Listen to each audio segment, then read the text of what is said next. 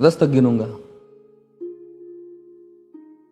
राम लिखते ही, पढ़ते ही, सुनते ही, देखते ही या दिखते ही मन में जो पहला विचार आता है उसे बांध कर रखिए। पूछूंगा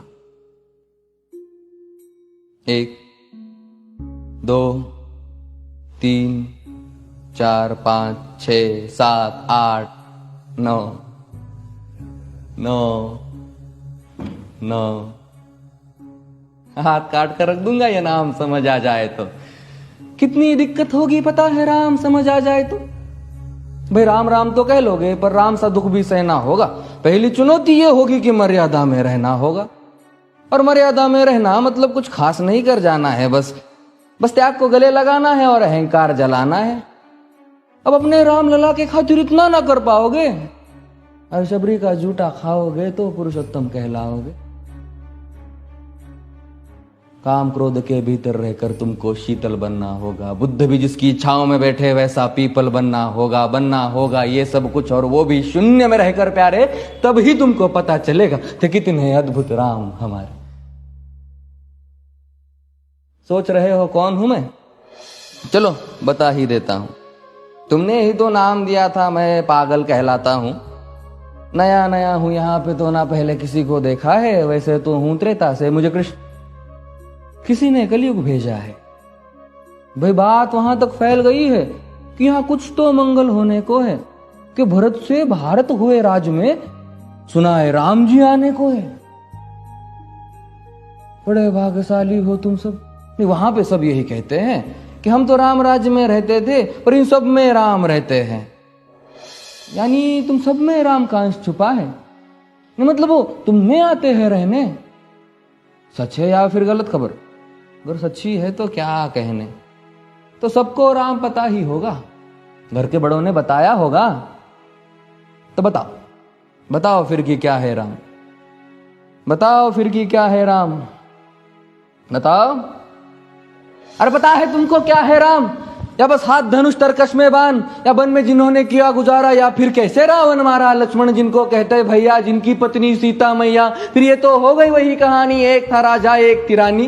क्या सच में तुमको राम पता है? या वो भी आकर हम बताए?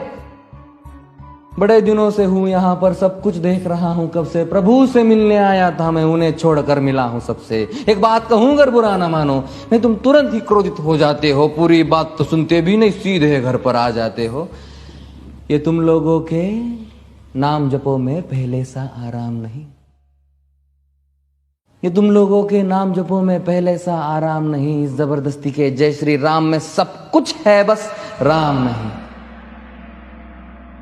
ये राजनीति का दाया बाया जितना मर्जी खेलो तुम। दाया बाया, अरे दाया बाया ये तुम्हारी वर्तमान प्रादेशिक भाषा में क्या कहते हो उसे? हाँ वो लेफ्ट एंड राइट। ये राजनीति का दाया बाया जितना मर्जी खेलो तुम चेतावनी को, लेकिन मेरी अपने जहन में डालो तुम। निजी स्वार्थ के खातिर अगर कोई राम नाम को गाता हो तो खबरदार अगर जुर्रत की और मेरे राम को बांटा तो। भारत भू का कवि हूं मैं, तभी निडर हो कहता हूं राम है मेरी हर रचना में। मैं बजरंग में रहता हूं, भारत की नींव है कविताएं और सत्य हमारी बातों में। तभी कलम हमारी तीखी और साहित्य हमारे हाथों में। तो सोच समझ कर राम कहो तुम। ये बस आतिश का नारा नहीं, जब तक राम हृदय में नहीं तुमने राम पुकारा नहीं। राम कृष्ण की प्रतिभा पर पहले भी खड़े सवाल हुए। ये लंका और ये कुरुक्षेत्र यूं ही नहीं थे लाल हुए।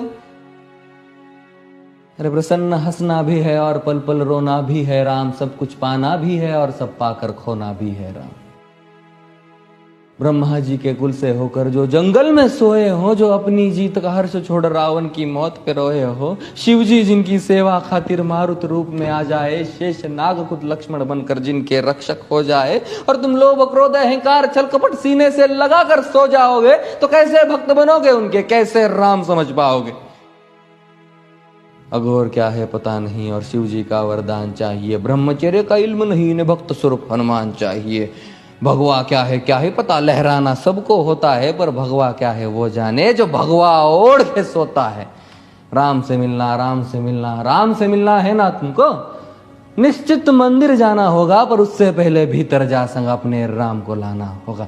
जय सिया राम। और हाँ, अवधपुरी का उत्सव है, कोई कसर नहीं, सब खूब मनाना। मेरे प्रभु है आने वाले, रथ को उनके खूब सजाना।